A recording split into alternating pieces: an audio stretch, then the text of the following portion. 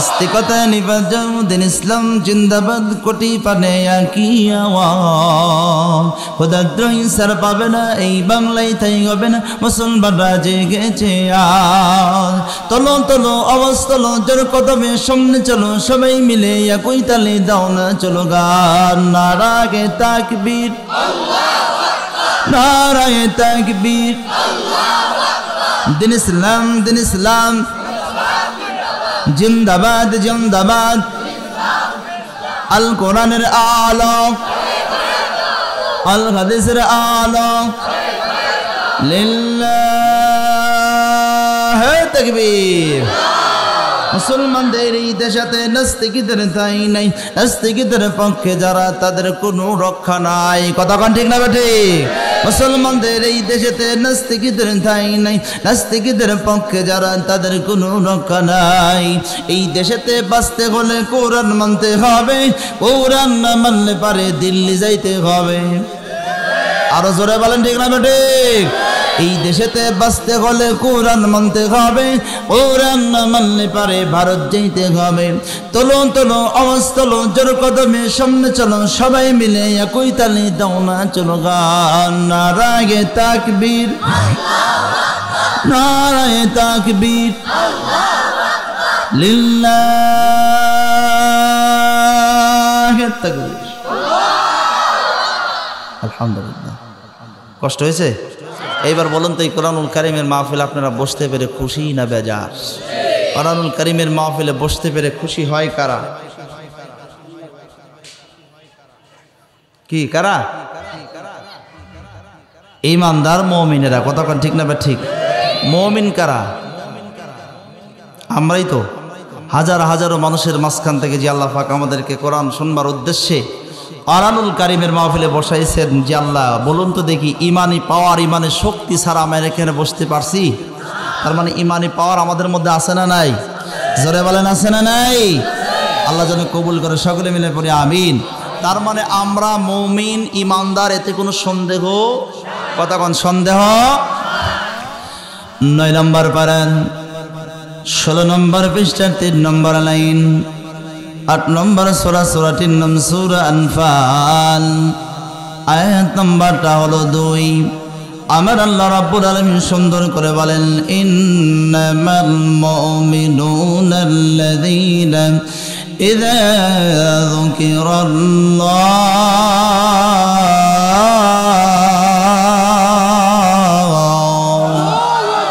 যখন মুমিনদের সামনে জিকির করা হয় ওয়াজিলাতু কুলুবুহুম তখন তাদের কলিজাটা কেঁপে ওঠে ওয়াইদা তুলিয়াত আলাইহিম আয়াতুহু আর যখন কোরআনের আয়াত তেলাওয়াত করা হয় যাদাতুহুম ঈমানা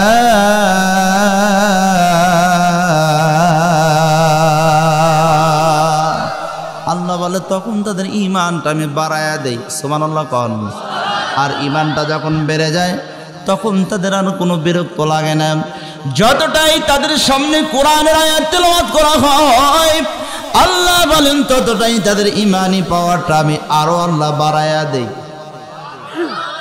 আর একবার বলেন আরো জোরে 24 নম্বর পারা 19 নম্বর পৃষ্ঠার 3 নম্বর লাইন 41 নম্বর সূরাটির নাম সূরা হামিম আস-সিজদা আয়াত নম্বরটা হলো 30 নম্বর আয়াতে কারিমার মধ্যে সুন্দর করে আমার আল্লাহ রাব্বুল আলামিন বলেন ইন্নাল্লাযীনা ক্বালু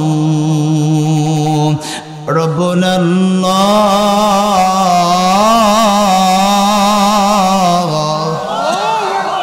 নিশ্চয়ই যারা বলে আল্লাহ আমাদের রব কি আরো জোরে জোরে হলো না আরো জোরে মারো ঠেলা আরো জোরে আমাদের রব এই রব নাম কায়েম করতে হবে 2 জায়গায় একটা হলো এই জমিনের মধ্যে বন্ধু আর একটা হলো এই বডি কনেকশনের মধ্যে জমিনের মধ্যে রবকে যদি গেলে আপনি মেনে নিতে পারেন রব যে হুকুম দিয়েছে হুকুমগুলো যদি আপনি পুঙ্খানুপুঙ্খভাবে মানতে পারেন, রব যে আইন দিয়েছে আইন মোতাবেক যদি গেলে আপনি চলতে পারেন, রব যে কোরআনুল কারীম দিয়েছে কোরআন অনুযায়ী যদি আপনার জীবনটাকে চালাইতে পারেন, আর এগুলো যদি আপনার বডি কন্ট্রাকশনের সাথে আপনি মিলাই নিতে পারেন, আল্লাহ বলেন তাতানাজ্জালু আলাইহিমুল মালায়েকা।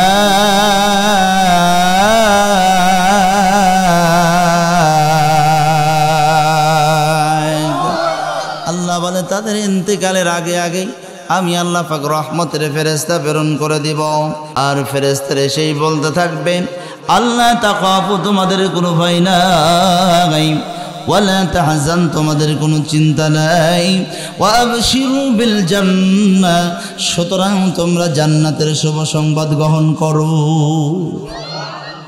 আচ্ছা এবার বলুন তো দেখি, আমরা এখানে বসেছি কিসের আশায়? কিসের আশায়? কোনো আশাই নাই। কিসের আশায়?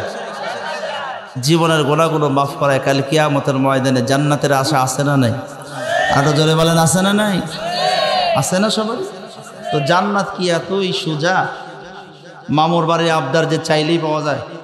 কি মামুর বাড়ি গেলেই মোয়া খাইতে দেয়? কি দেয়? কি দেন? মোয়া মুরগি, এরপরে কি বলে খই, যেটাই বলি না কেন, মিষ্টি, কত কিছু খাবার দেয়। তো মামুর বাড়ি গেলে খাইতে দেয়, ঠিক আছে, কিন্তু এই যে আমাদের সভাপতি মহোদয় কই গেল? সভাপতি মহোদয় বা তো অনেক ধনী মানুষ, বা আপনারা অনেক ধনী মানুষ, এই ইনাদের বাসায় যদি কেউ কামলা দেয়, সারাটা দিন কাজ করেছে, বলুন তো দেখি সন্ধ্যাবেলায় হাজিরা দেয় কি দেয় না? সভাপতি সাহেব হাজিরা দিচ্ছে 600 টাকা 700 টাকা। এখন কাজ করেন নাই, কাজ না করে সভাপতির কাছে যদি হাত পেতান এসে বলেন তো দিবে? দিবে না। কারণ কাজ আপনি কাজ করেন নাই, কাজ না করার কারণে সভাপতি সাহেব আপনাকে কি করবে? তাড়িয়ে দিবে, সাথে গালিও ফিরে দিবে। কথা কন ঠিক না? ঠিক। তো আল্লাহর জান্নাতে যাবেন, আল্লাহর জান্নাতে যাইতে গেলে বলুন তো দেখি কাজ ছাড়া কি আল্লাহর জান্নাতে যাওয়া যাবে? কথা কন যাওয়া যাবে? এই জন্য আল্লাহর কাজ করতে হবে। আল্লাহর কাজ করতে গেলে ও বন্ধুগণ আমার ভাইরা আমার, জান্নাত যাইতে গেলে পাইতে গেলে বলুন তো দেখি কোরআন অনুযায়ী আমাদের জীবনটা চালানো দরকার আছে না নাই? আর একটু জোরে বলেন। এইবার আপনারা বলুন তো দেখি আমাদেরকে সৃষ্টি করেছেন কে? আরো জোরে, জোর হলো না। এইবার বলুন তো মাইক সৃষ্টি করেছেন কে? আল্লাহ। মাইক সৃষ্টি করেছে কে? মানুষ।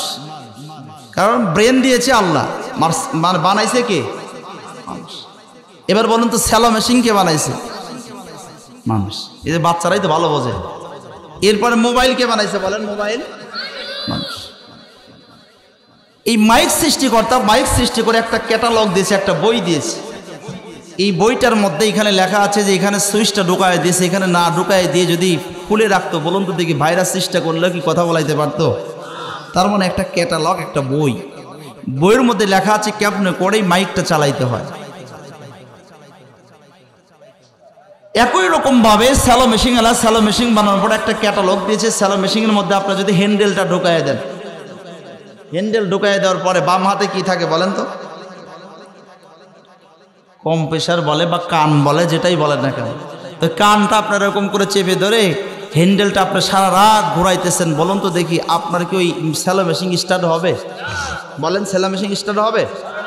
তার মানে কানটা ধরে আপনি কি করতেছেন? হ্যান্ডেলটা ঘোরাইতেছেন, ঘোরাইতে ঘোরাইতে যখন কি হয়ে যাবে একটা পর্যায়ে যে আপনি কি কানটাকে ছেড়ে দিলে এরপর স্টার্ট হবে। কতক্ষণ ঠিক না? ঠিক। মোবাইল কোম্পানি কি করেছে? মোবাইল বানানোর পর একটা ক্যাটালগ দিয়েছে, একটা বই দিয়েছে কেমনে করে মোবাইলটা চালাইতে হয়। আমি তো ধনী মানুষ, আপনারা ধনী মানুষ, চিন্তা করতেছেন আমি তো কোন টাকার মানুষ না, সুতরাং আমি এই মোবাইলের কথা আজকে শুনবো না। আচ্ছা বলুন তো দেখি মোবাইল আসলে আমরা কোনটা দিয়ে রিসিভ করি? সবুজটা দিই। কোনটা দিয়ে? সবুজটা না? তা আপনি যদি চিন্তা করেন না আমি তো মানে ওর কথা আজকে আমি শুনবো না, মোবাইলের কথা না শুনে শুধুমাত্র লালটা দিয়ে আপনি কথা বলবেন, টিভি দিয়ে সুইচ দিয়ে কথা বলা যাবে? কথা বলা যাবে? আপনার বন্ধুর কাছে বলেন, আপনার ভাইয়ের কাছে বলেন, আপনার স্ত্রীর কাছে বলেন, কারো কাছে কথা বলা যাবে? বন্ধুগণ আমার ভাইয়ের আমার, মাইক সৃষ্টিকর্তা মাইক সৃষ্টি করার পর একটা ক্যাটালগ দিয়েছে, একটা বই দিয়েছে কেমনি করে মাইকটা চালাইতে হয়। স্যালো মেশিনওয়ালা স্যালো মেশিন বানানোর পর একটা ক্যাটালগ দিয়েছে, একটা বই দিয়েছে কেমনি করে স্যালো মেশিনটা চালাইতে হয়। মোবাইল কোম্পানি মোবাইল বানানোর পর একটা ক্যাটালগ দিয়েছে, একটা বই দিয়েছে কেমনি করে মোবাইলটা চালাইতে হয়। প্রত্যেকটা জিনিসের পাশাপাশি আবার ক্যাটালগ দিয়েছে কেমনি করে জিনিসগুলো চালাইতে হয়। এবার আপনারা বলুন তো দেখি যে আল্লাহ পাক রব্বুল আলামিন আমাদেরকে সৃষ্টি করেছেন, জোরে বলেন আমাদের কে সৃষ্টি করেছেন? আর একটু জোরে বলেন কে সৃষ্টি করেছেন? বলুন যে আল্লাহ আমাদেরকে সৃষ্টি করেছেন, ওই আল্লাহর দাসত্ব আল্লাহর গোলামি করা ছাড়া কি জান্নাতে যাওয়া যাবে? ওই আল্লাহর গোলামি করতে গেলে বলুন তো দেখি যে আল্লাহ আমাদের ক্যাটালগ বই দিছে কি দেয় নেই? ওই বইয়ের নাম কি? কোরআন নাই কেন? আপনাদের এখানে একটা কোরআন দরকার ভাই, একটা আল কোরআন এখানে মাহফিলে একটা কোরআন নিয়ে আসেন।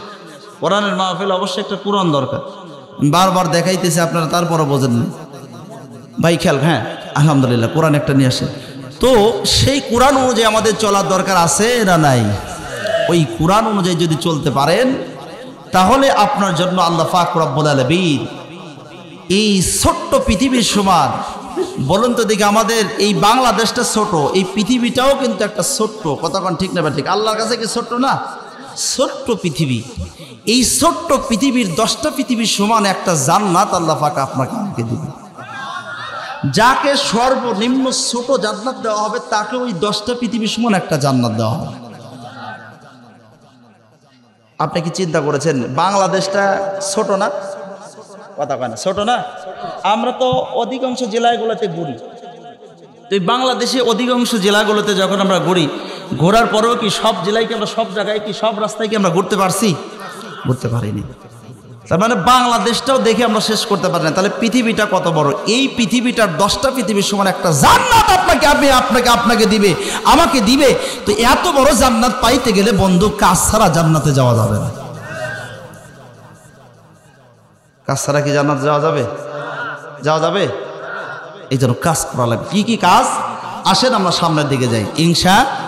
কি কষ্ট হবে নাকি আপনাদের? কষ্ট হবে? বেশি সময় কষ্ট দেবো না, খুব খেয়াল করেন। সারা বিশ্বের 29টা দেশ মিলে একটা কনফারেন্স হলো। এই কনফারেন্সের মধ্যে ডক্টর, ইঞ্জিনিয়ার, ব্যারিস্টার যে যার মতো সবাই বক্তৃতা দিয়ে দিলাম। সর্বশেষে যিনি বক্তৃতা দিলেন তিনার নাম হলো ডক্টর ইউনিগিলান। ডক্টর নামটা মুখস্থ করতে হবে, যদিও কষ্ট হয় একটু, আবারও বলি, মুখস্থ না করলে পারে আমার আলোচনা বুঝবেন না। খেয়াল করেন, ডক্টর এইখানে ডক্টর ইউনিগিলান। আবার বলেন ডক্টর ইউনিগিলান। এই ডক্টর ইউনিগিলান তিনি মঞ্চের মধ্যে উঠে ডাক দিয়ে বললেন, ভাইরা আমার, এত সময় পর্যন্ত আপনারা যে যার মতো সবাই বক্তৃতা দিয়ে দিলেন, এই মুহূর্তে আমি যে বক্তৃতা দিতে চাই, আমার মনে হয় এরকম বক্তৃতা পৃথিবীর জমিনে কেউ কোনোদিন শোনে। একটু কথা বলবেন আমার সাথে, একটু মানে শূন্যস্থানগুলো পূরণ করবেন, দেখবেন আমারও ভালো লাগবে, আপনাদেরও ভালো লাগবে, তাই না ভাই? শোনে? সবাই বলে না শোনে। ওই মঞ্চের মধ্যে তুরস্কের একজন সাংবাদিক ছিল, নাম ছিল তার মালিক আল হাম্মাম। এই মালিক আল হাম্মাম মাঝখান থেকে করে ডাক দেয়া বললেন, স্যার আপনি কি এমন বক্তৃতা দিতে চান যেই বক্তৃতাটা পৃথিবীর জমিনে কেউ কোনোদিন শোনে না গাই? তিনি ডাক দেয়া বলেন, আমি যে বক্তৃতা দিতে চাই সেই বক্তৃতাটা হলো, আমার জীবনে আমি যত বই পড়েছি এত বই পৃথিবীর জমিনে কেউ কোনোদিন চোখে দেখে না। এত বই পৃথিবীর জমিনে কেউ কোনোদিন চোখে দেখেনি। মালিক আল হাম্মাম ডাক দিয়ে বললেন, স্যার আপনি কত বই পড়েছেন? তিনি ডাক দিয়ে বললেন, আমি 1 নয় 2 নয় 22,000 বই পড়েছি। কয় হাজার? মালিক আল হাম্মাম ডাক দিয়ে বললেন, স্যার মাইন্ড করবেন না, আপনারা যে 22,000 বই পড়েছেন, ওই 22,000 বইয়ের লিস্টিটাকে একটু দেখাতে পারবেন? কয় অবশ্য দেখাতে পারবো। 22,000 বইয়ের লিস্টিটা যখন দেওয়া হলো, মালিক আল হাম্মাম এক নজরে তাকায় দেখে ডাক দেয়া বললেন, স্যার আপনি যে 22,000 বই পড়েছেন, এই 22,000 বইয়ের মধ্যে আসল বইয়ের নাম নাই। আল্লাহু আকবার, জোরে বলেন একবার আল্লাহু আকবার। এ মালিক আল হাম্মাম, আসল বই আবার কোনটা? ডাক দেয়া বলে সাগার আসল বই যেটা, সেটার নাম হলো আল কুরআন। আল্লাহু আকবার বলা যায় না? জোরে বলে আল্লাহু আকবার। আসল বইয়ের নাম কি? আরো জোরে। আসল বইয়ের নাম কি? আল কোরআন। ডাক্তার ইউনিগিলান ডাক দেয়া বলেন, এরে মালিক আল হাম্মাম, আসল বই যে আল কোরআন, কোরআনের মধ্যে কি থিওরি আছে? ওই দিন মালিক আল হাম্মাম এক নয় দুই না, আল্লাহর কোরআনুল কারীম থেকে 14টা আঘাত থিওরি দিয়েছিলেন। জোরে বলেন কয়টা থিওরি? আর একটু জোরে বলেন কয়টা থিওরি? 14টা থিওরি। মালিক আল হাম্মাম এক নম্বর যে থিওরিটা দিয়েছিলেন, যেটা সেটা হলো 3 নম্বর পারা 2 নম্বর সূরা, সূরাটির নাম সূরা বাকারা। আয়াত নম্বরটা হলো 278, 277 নম্বর আয়াতে কারিমার মধ্যে সুন্দর করে আমার আল্লাহ রাব্বুল আলামিন বলেন, ইয়া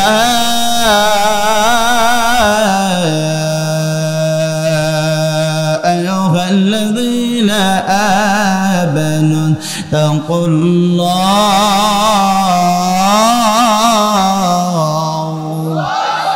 وذروا ما بقي من الربا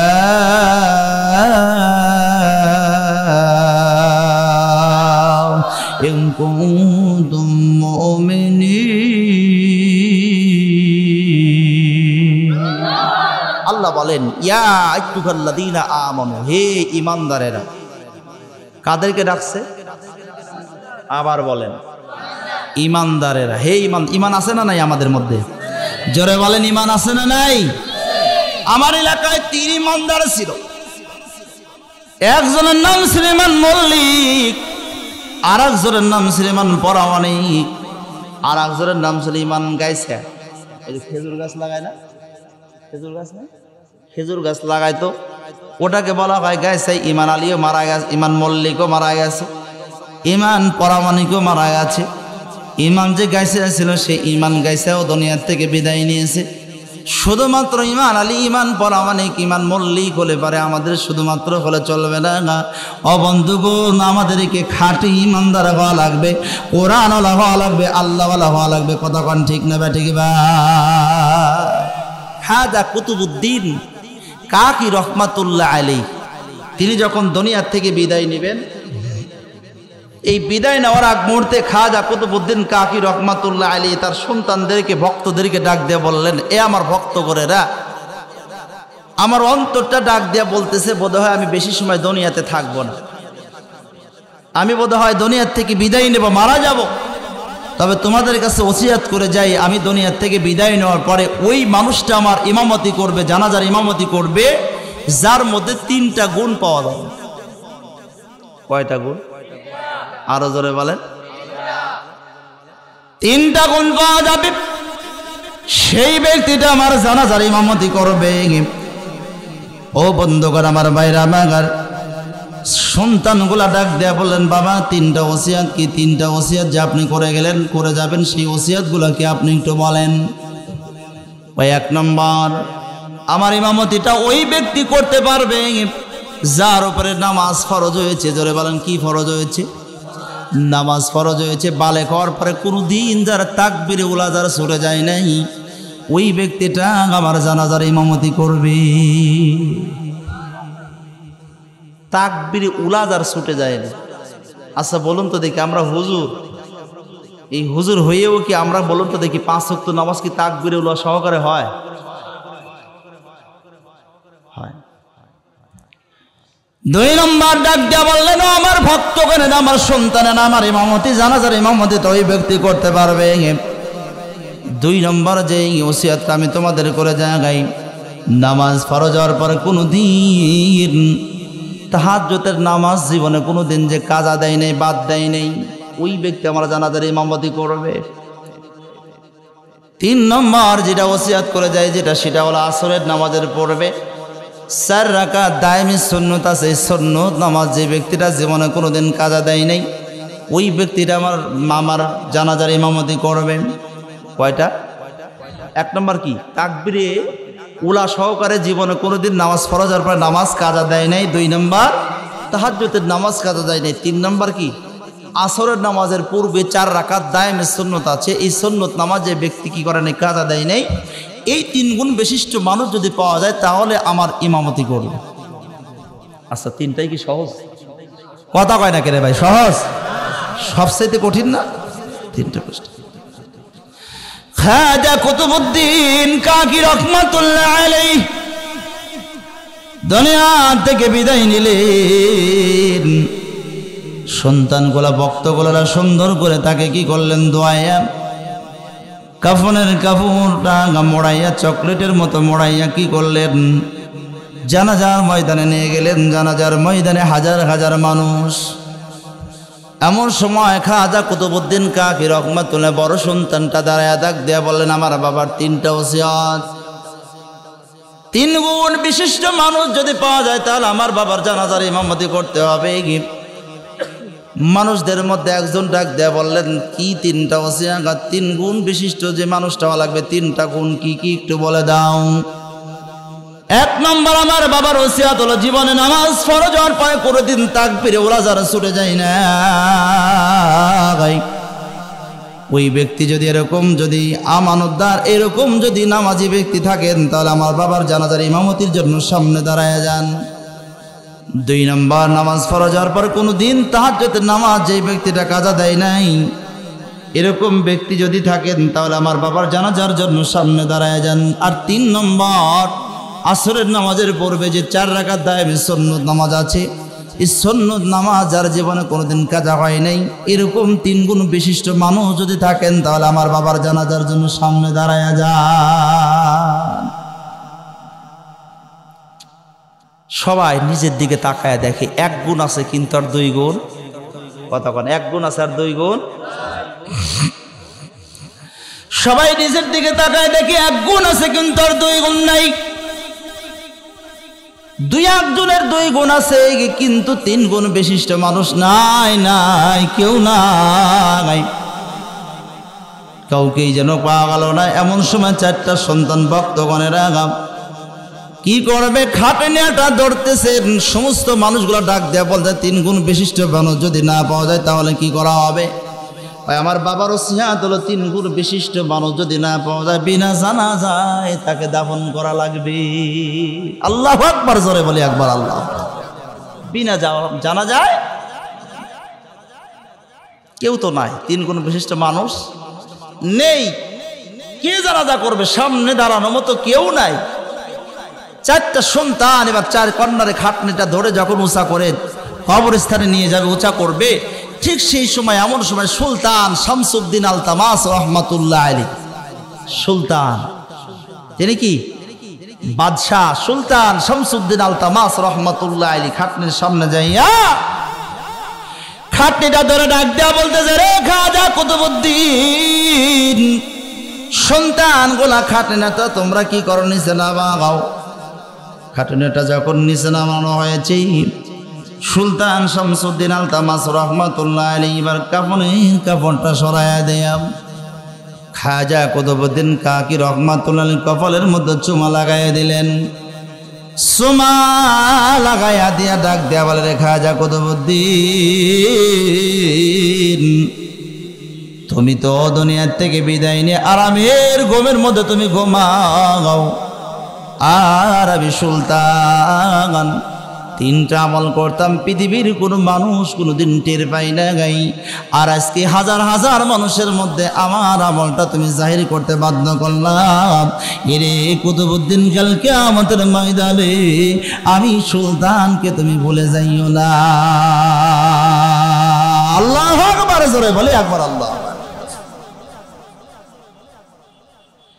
কে যেন গায়েবে আওয়াজ দিয়ে জানায় দেয়, আরে সুলতান শামসুদ্দিন আলতামাস, তুমি শুনে রেখে দাও, জেনে রেখে দাও, তুমি টেনশন করিও না, কাল কিয়ামতের ময়দানে মুসিবতের মাঠে একসাথে তোমার আমার হাসর নাসর হয়ে যাবে। বন্ধুগণ আমার ভাইরা, এই জন্য ঈমান শুধু নামে ঈমান আলী হলে হবে না, আমাদেরকে পুরোপুরি ঈমানদার হওয়া লাগবে। কথা কোন ঠিক না? ঠিক। আর একটু জোরে বলেন।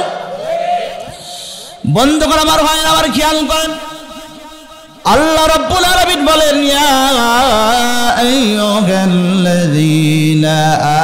আমানু,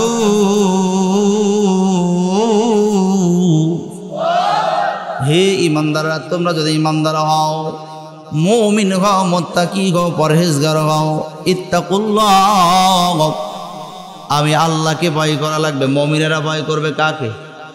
আর একটু জোরে বলেন, মুমিনেরা ভয় করবে কাকে? ওয়াযারু মা বাকিয়া মিনার রিবা,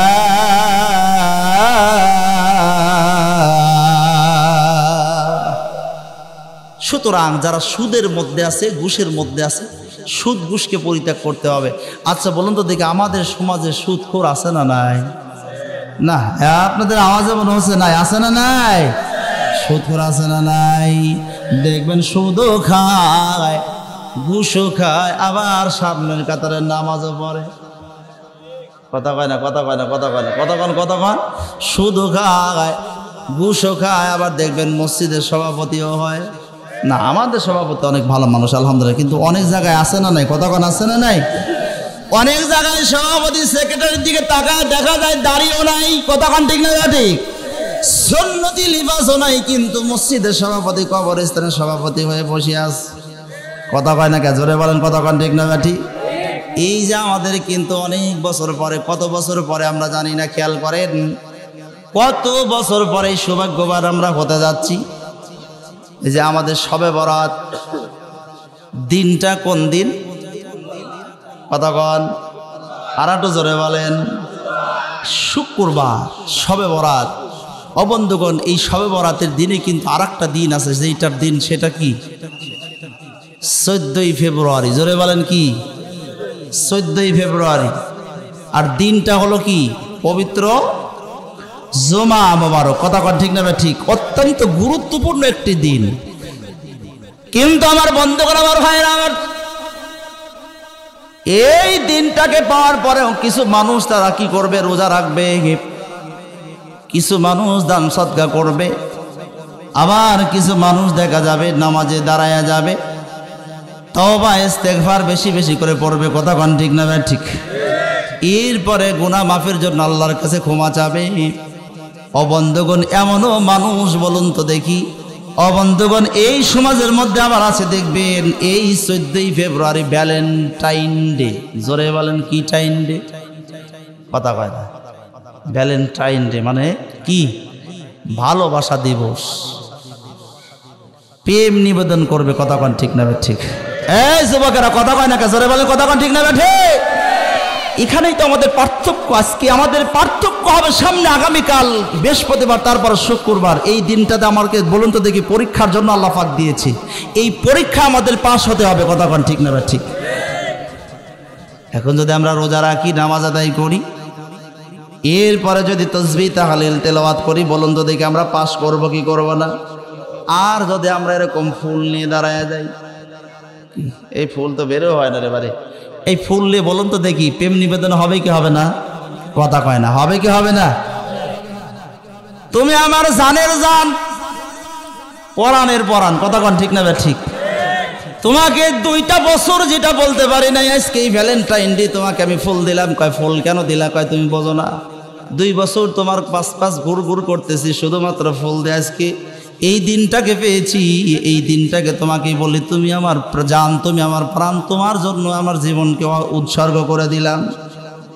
তুমি এটা এবার ডাক দিয়ে বলতে, তুমি যখন আমাকে এতই ভালোবাসো, আমিও তোমাকে ভালোবাসি। কথা কন ঠিক না? ঠিক।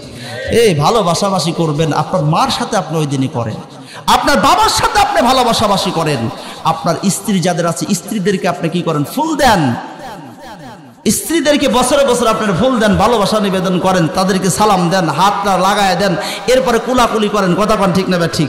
কিন্তু স্ত্রীদের সাথে কোলাকুলি না করে ওই সমস্ত নষ্ট মহিলাদের সাথে যদি আপনি মেলামেশা করেন, যদি কোলাকুলি করেন, হাত মেলামেলি করেন, বলুন তো দেখি আপনি পাস না ফেল? কথা কন, পাস না ফেল? কষ্ট হচ্ছে আপনাদের? কষ্ট হয়? ইনশাআল্লাহ আমাদের পরীক্ষা এই 14ই ফেব্রুয়ারি ভ্যালেন্টাইন ডে আমরা ইনশাআল্লাহ আমরা বর্জন করব। আমরা যেহেতু এই দিনটা হলো শবে বরাতের রাত, শবে বরাতের দিন, এই দিনটা বেশি বেশি করে আমরা ইস্তেগফার করব ইনশাআল্লাহ। জোরে বলেন ইনশাআল্লাহ। কি ইস্তেগফার পড়া যাবে না ইনশাআল্লাহ? ইমাম আহমদ ইবনে হাম্বলের কথা একটু 2 মিনিট একটা কথা বলে যায়, একটু খেয়াল করেন। ইমাম আহমদ ইবনে হাম্বল রাহমাতুল্লাহ আলাইহি তিনি কেমন ইমাম আহমদ ইবনে হাম্বল ছিলেন, কেমন ইমাম ছিলেন? তিনি হাদিস বিশারক ছিলেন। হাদিস তালাশ করার জন্য যখন তিনি রাস্তা দিয়ে রওনা হয়েছেন, যাইতে যাইতে যাইতে যাইতে বিশাল বড় একটা গাছ জঙ্গলের মধ্যে চলে গেলেন। গভীর রাত হয়ে গেছে, জঙ্গল থেকে বের হওয়ার কোনো বুদ্ধি নাই। হঠাৎ করে তাকায় দেখে একটা মসজিদ দেখা যায়। কি দেখা যায়? মসজিদ দেখা যায়। মসজিদের বারান্দা যাইয়া ইশারের নামাজ আদায় করলেন। ইশারের নামাজ আদায় করবার পরে চিন্তা করেছেন আমি মসজিদে যাপন করব। মসজিদে কি করবে? রাতটা যাপন করে আবার সকালবেলা রওনা দিবে, এই চিন্তা ভাবনা করে বারান্দায় বসে আছে। মসজিদের খাদেম সাহেব এসে ডাক দেয়া বলতে, সবাই আপনারা কি করেন? মসজিদ থেকে বের হওয়ার আমি এখন কি করব? মসজিদটা তালা দিব। সবাই চলে গেছে, কিন্তু ইমাম আহমদ ইবনে হাম্বল মরবে মানুষ, তিনি বারান্দায় বসে আছে। খাদেম সাহেব ডাক দেয়া বলতেছে, হুজুর মুরব্বী আপনি কেন বসে আছেন? আপনিও বের হয়ে যান, মসজিদের ভিতরে থাকার মতো কোনো অনুমতি নাই, পারমিশন নাই। মুরব্বী ডাক দেয়া বলতেছে, গভীর রাত, রাত্রেবেলা আমি কোথায় যাব? জঙ্গলের মধ্যে। জঙ্গলের মধ্যে যাওয়ার মতো তো কোনো আমার জায়গা নাই। আমি আসছিলাম হাদিস অন্বেষণ করার জন্য। বাবা আমাকে একটু জায়গা করে দাও। মুয়াজ্জিন সাহেব খাদেম সাহেব ডাক দেয়া বলতেছে, আমাদের মসজিদে থাকার কোনো পারমিশন। ইমাম আহমদ ইবনে হাম্বল রাহমাতুল্লাহ আলাইহি তিনি কি করলেন? আবার রওনা দিলেন। আস্তে আস্তে যাইতে যাইতে যাইতে যাইতে যাইতে যাইতে দেখে 4 মাথার একটা মোড়। এই 4 মাথার মোড়ের মধ্যে দেখে ছোট্ট একটা হোটেল দেখা যায়। আর হোটেলের মধ্যে কিছু মানুষ আছে আর খামির বানাইতেছেন, রুটি বলতেছেন। এই রুটি বানাইতেছেন যেই ব্যক্তিটা একা একাই রুটি বলতেছেন এবং রুটিটা কি করতেন? চুলার মধ্যে দিচ্ছেন। ওই ব্যক্তির সামনে যা ডাক দেয়া বললেন, বাবা বাবা তুমি যদি একটু অনুমতি দাও তাহলে তোমার এই চুলার পাশে একটু আমি রাতটা যাপন করতে চাই, যদি কালে তুমি একটু অনুমতি দিয়ে দাও। এবার এই খামির বানাইতেছেন, রুটি বানাইতেছেন। ওই ব্যক্তি ডাক দেয়া বললেন, মুরব্বী আমার কোনো আপত্তি নাই, যদি আপনি এই চুলার পাশে দাঁড়ায় থাকতে পারেন, বসে থাকতে পারেন, আমার কোনো সমস্যা নেই। মুরব্বী এবার কি করলেন? ইমাম আহমদ ইবনে হাম্বল চুলার ওই জায়গায় যখন যায় দাঁড়াইলেন, বসলেন, হঠাৎ করে তাকায় দেখে রুটি যে ব্যক্তিটা বলতেছেন এরকম করে রুটিটা ঠেলা দিচ্ছেন, বলতেছে আস্তাগফিরুল্লাহ। কি বলে? আস্তাগফিরুল্লাহ। এই বেলুনটা মানে এইদিকে টান দেয়, বলে আস্তাগফিরুল্লাহ। আর রুটিটা এবার যখন চুলার মধ্যে দেয় তখন পরে আস্তাগফিরুল্লাহ। আর রুটিটা যখন ভাজা হয়ে যায় এরপরে বাসনের মধ্যে রেখে দিবে, তখন পরে আস্তাগফিরুল্লাহ। আর রুটি যখন মানুষ আসতেছে খাইতে দিচ্ছে তখন খাবার প্লেটটা সামনে দিয়ে বলে আস্তাগফিরুল্লাহ। প্রত্যেকটা জায়গায় আস্তাগফিরুল্লাহ। এরপরে যখন খরিদ্দাররা তার খাওয়া দাওয়া শেষ করে যখন চলে যাইতেছে, টাকা দিচ্ছে, টাকাটা হাতে নেয় আস্তাগফিরুল্লাহ। টাকাটা বাক্সের মধ্যে রাখে আস্তাগফিরুল্লাহ। এইটা যখন দীর্ঘ সময় মুরব্বী ইমাম আহমদ ইবনে হাম্বল যখন এই দৃশ্যটা দেখেছেন, কেউ নাই, যখন সবাই বের হয়ে গেছে, মুরব্বী ডাক দেয়া বললেন, বাবা তুমি রুটিটা যখন বলতেছো তখনও বলো আস্তাগফিরুল্লাহ, আর রুটিটা যখন চোলার মধ্যে যাও তখনও পড়ো তুমি আস্তাগফিরুল্লাহ। খাইতে দাও, প্লেটটা যখন সামনে দাও তখনও